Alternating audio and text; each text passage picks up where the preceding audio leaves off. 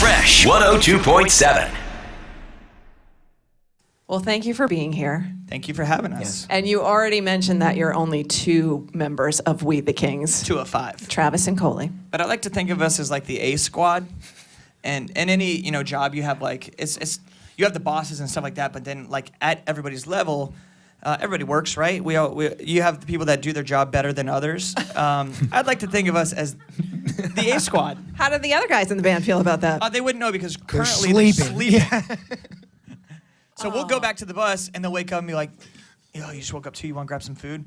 Like, dude, I've been up since 7 a.m., like running all around the city. Coley fell on a subway train. Nobody helped him up. Like, things, I almost tripped and died. And they're just like, oh, all right, thanks. And then, now at least they give us a thank you, so that's nice. Do you switch off, though, or are you guys always the A team? We're pretty much tough. the A team. It's tough when you are deemed the A squad to relegate yourself anytime and just be like, I don't feel like waking up this early. You guys go hit the A squad, because I can be swapped out for a man of the B squad if need be, I think but so. it's hard but to swap the him the out. front man, you always got to have the front man. Yeah, but also he helps with the singing stuff. So like when, for example, we do like a radio station or even like an event like this, and they're like, hey, can you sing at 7 o'clock in the morning?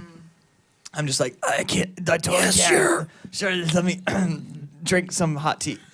But he helps a lot. So I wouldn't want to exchange him for any of the B squad.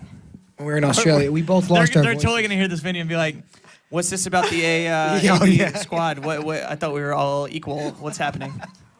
All right, well, but you didn't give me enough information about Hamilton. First of all, how the hell did you get tickets? Well... Did it help the song? Here's some advice for those of you who want to see Hamilton. Do a rendition of one of their songs, have it be picked up by multiple radio stations all across the country, have them jam it at radio for quite some time, and then have it start like building up the charts so that it grabs their attention. And then once they have their attention, they're just like, who is this band doing the song that is like taking over the radio, like TV, and they're on tour right now, and they're like playing sold out shows? We should probably invite them in. And then the invite came, and we were like, we can see if we can make some time to fit it in. Like, yeah, we'll go. Meanwhile, we're just like, yes! So that's how we got tickets. It wasn't like an overnight thing. It was a steady build, and we've been wanting to see the show. We were in Australia the first time the invite came. Oh.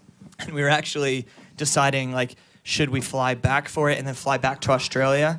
But then we didn't want to fall asleep inside the Broadway. Yeah, that would be bad. So you got to meet Lin-Manuel. We met Lin, and he was so amazing. You know, like, if you've ever met a celebrity who you've been a fan of that is incredibly genuine and humble, it makes you an even bigger fan of that person. So that's actually what happened. I saw the show. I was already a fan of the music and just... like his brain, he's incredible. But then you see it, and you're like, wow, this is like spectacular. And then you meet him, and he's just like, yeah, man, thanks for coming out to the show, man. I really love the song. Like, what you guys are doing is awesome. And you're just like, you get like really, really excited about this guy that you're such a fan of being so awesome and cool and genuine, and just makes you an even bigger fan. Did he freestyle for you? No, because you know what? And I totally understand this, like, from our point of view. After we get done with our show, we do meet and greets. So after our shows, you're just exhausted, and his show is, about 45 minutes longer than what we've been doing on this tour. So I can't even imagine, like, all the work that goes into it. And we did Wednesday day, and they played 2 shows on Wednesday. Yeah, so they were on that break between the shows.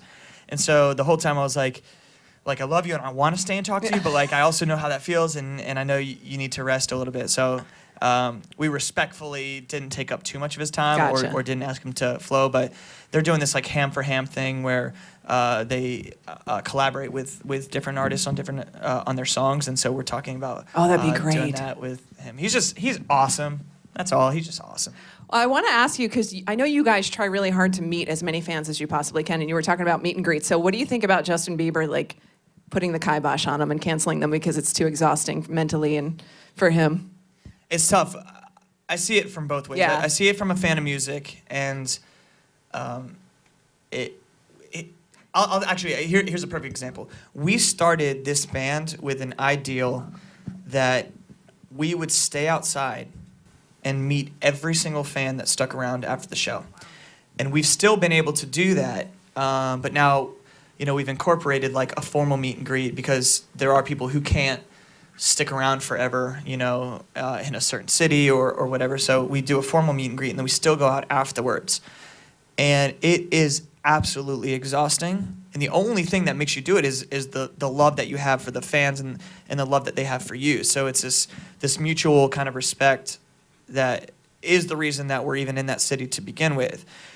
So from that point of view, yes, playing a show is exhausting. It's, when you put your 100% of like everything you have, all your energy into the show, and then, after doing press all day, it's like a lot of people only see the side of it where, they're up on stage and like, oh, that's all they did. But, we've been doing press and radio and we do all that. And then when we're not in that city doing something, it's phone interviews and things like that in other countries, and it's crazy. And then you play the show, and then you do the meet and greet afterwards, and then you have bus call, which takes you to the next city, which you wake up and do it all over again. So it is extremely exhausting. I think that there's probably other reasons of why he canceled it, but I mean, for us, we'll always do it. Just because it's the ideal that we've set in place ever since we started, and we don't ever want to change who we are in that sense. We always want to make sure that we give time to the people who have, kind of let this dream be possible for us. I want to talk a little bit about the video that you made for when you were talking about how the story of tonight came about. Who is the ugly doll fanatic? There were a bunch of ugly dolls on the couch. That's me. Yeah? Yeah. So actually, in New York City, there was a shop that we wrote and recorded our third album, Sunshine State of Mind, here in the city. And I remember walking to the city to the studio in the city, and there was a 6-foot tall ugly doll that was like on display. And I would go in every day and be like, "Are you guys ready to sell yet? Are you ready to sell yet?" It wasn't for sale. It wasn't for sale. It was just kind of like to attract people in. But I think I mentioned it to somebody that I would love to have just like this big stuffed ugly doll, person thing that I would just carry around with me everywhere. And fans started bringing me ugly dolls, lots of them. Okay, that's what I and I figured. didn't want to throw them away because these are, people spending their hard-earned money on just a really silly gift for me. So I just started adding them to the studio at my house. And so now they take up my entire couch. And it's funny, I was telling Coley that sometimes I'll sit there and I'll just kind of get a little bit of writer's block, and I'm just like, all right, I don't know what to do with this part. And I'll look over to the couch, and they're all propped up looking at me. And I'm staring at them, and I'm just like, does anybody have any ideas? And one of them, there's this little orange one. It's buck teeth, and it's really cute. And he's got kind of wacky inflatable arms, but one's hands up in the air, and I'm just like, yes, you. What ideas do you have for me? And then as that's happening, I'm doing it because I think it's funny, but I'm by myself, which I think only entails for somebody that's certified a little crazy. Yeah. So then I start laughing because I'm like, oh my God, I just did that. And then I'm laughing by myself. And my wife's just in the kitchen, going to the living room, just hears me laughing by myself in the studio. And she's like, okay, it's time to take a break. You're doing that thing again. But sorry, that was a lot of information. I have the one with the ugly dolls, and that's me. I have 2 ugly dolls. Do you really? Yeah, I have Babbo and Wage. That's awesome. I didn't know that it was such a thing or that people knew about it. Yeah. Until every show, we would just be playing, and then I would see something flying towards the stage, and it would totally be a slow-mo for me, but you'd see the face, and it was always this, the ugly doll face or whatever. At least they're soft. Yeah, You're they not are. gonna get hit with anything hard. Exactly. That's why I won't ever say that I steel boots Or Mentos, like Foo Fighters when they did that video and people were Yes. throwing Mentos at them. How about shoes? Chicago Warped Tour 2008. Oh my gosh, that was probably the worst thing I've ever asked anybody. Somebody threw a sandal on stage, and I was like, I don't know why. I just picked it up. I was like, I'm looking for the other sandal, Oh, no. and it was 300. When the arrows come and it blacks out the sun, it was just shoes everywhere. It was I don't know, 4,000 to 5,000 people. It was crazy. All just walking around the rest of the day with one shoe.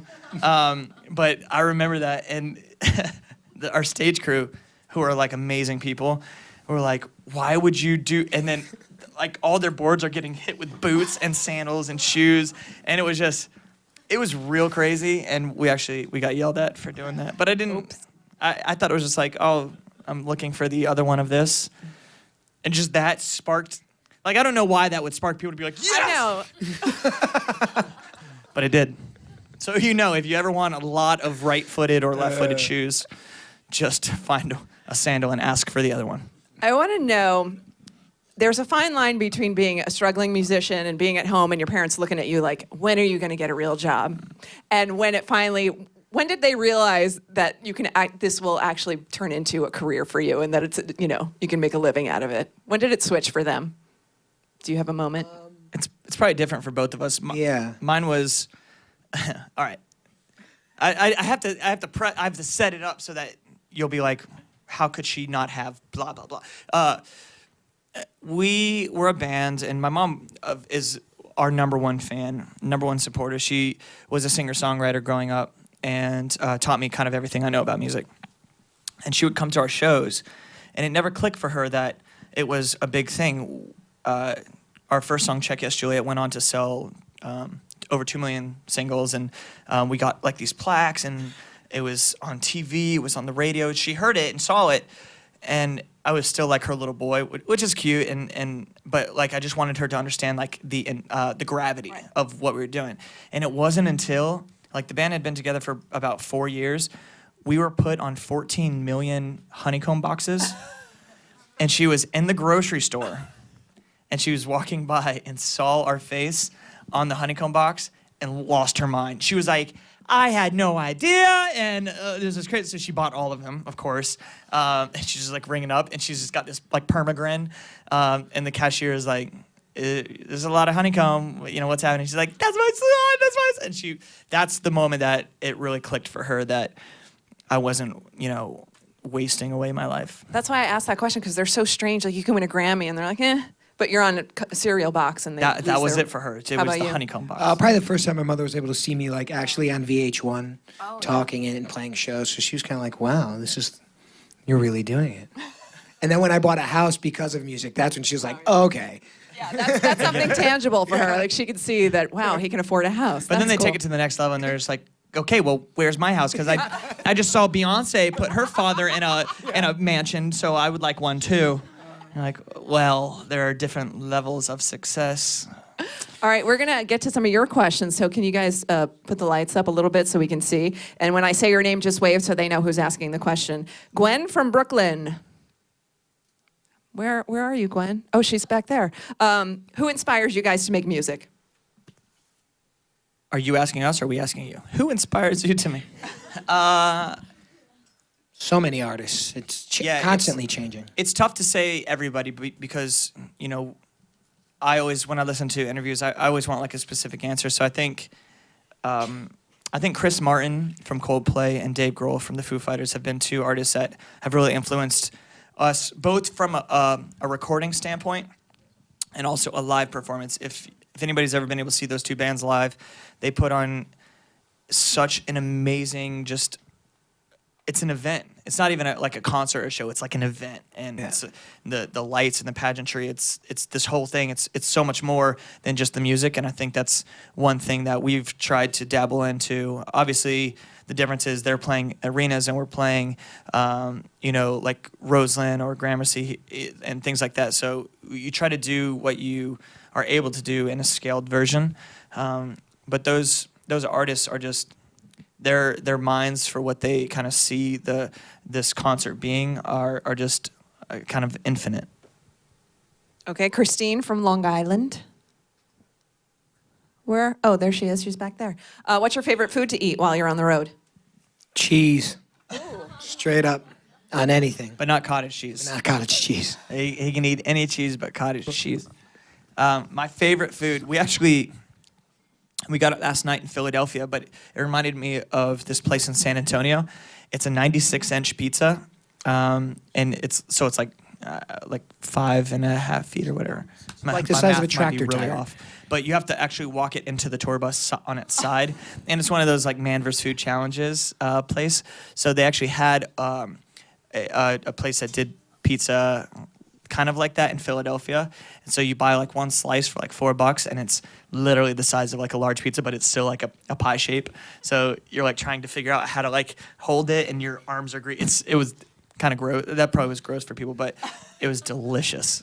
And so my favorite food is pizza. Okay, Stephanie. All right, Stephanie. Stephanie, where'd you go? All right. Well, do you What sing? was her question? Do you sing your own songs? Yeah, do you sing your own songs in the shower? That would be weird. I don't think I sing in the shower. I used to. So many singers say that. I don't know what it is. I think I just shower and I'm thinking about showering. Like, I don't like. I guess I would say that I don't sit in there and just like daydream or whatever. I just kind of like get in there, Get the for job the purpose. Yeah, and then I'm out. Well, people have to I realize. sing everywhere else. They have to realize too. You guys are mostly showering at venues. Oh yeah.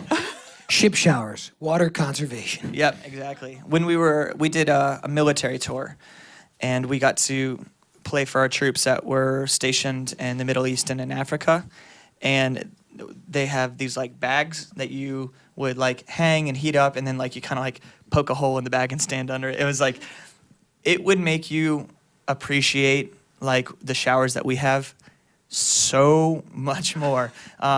And that's kind of how we were telling like the troops, like that's kind of how the tour showers are, especially the shower on the tour bus. Like there's only so much water, and when there's 12 people living on the bus, like you got to just go, and it's like always freezing cold, like because you can't wait for it to heat up. So that's our shower. So like if you were singing, it would be weird. You're like, you're wasting all the water just because you want to sing in the shower. All right. She wasn't even here to hear that answer. I know, but that was Tisk, tisk. good. That was good. I always wonder. No, I shouldn't even go there. Okay.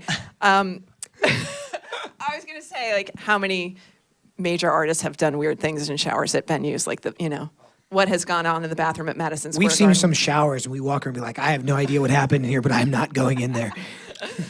Shower sandals are a huge thing that people bring on tour, and it's for that purpose. We should get But off what's this funny subject. is when you start touring, you're like, there is no way I'm using that shower. And then after like a couple years of touring, they're like, where's the shower? Like, I don't even care at this point, like what has gone on. A lot of venues actually have jacuzzis. Oh, no. And at first people were like, that's so cool. The venue has a jacuzzi backstage in the green room. But when you start like thinking, oh wait, so all the oh yeah, I can't go in there. There's no way. All right, we have to wrap it up, but I want to ask this question. Hannah, if she's here. Hannah? I don't know. All right, screw it then. We're done. Looks like they left together. What was the question? Because now I'm just curious, and I'll be sitting. Who inspired Check Yes Juliet? Oh, so there was actually a specific girl for Check Yes Juliet, but at the time that I wrote the song, it was after like trying to get a couple girls, not at the same time, but just like one and then Again, another, happily and then, married now. I'm happily married now. But it was just the idea of me being a hopeless romantic and trying to find that one girl who would want to like run away on this journey with me. Well, thank you guys for being here today. Thanks for having Thanks us. for having me.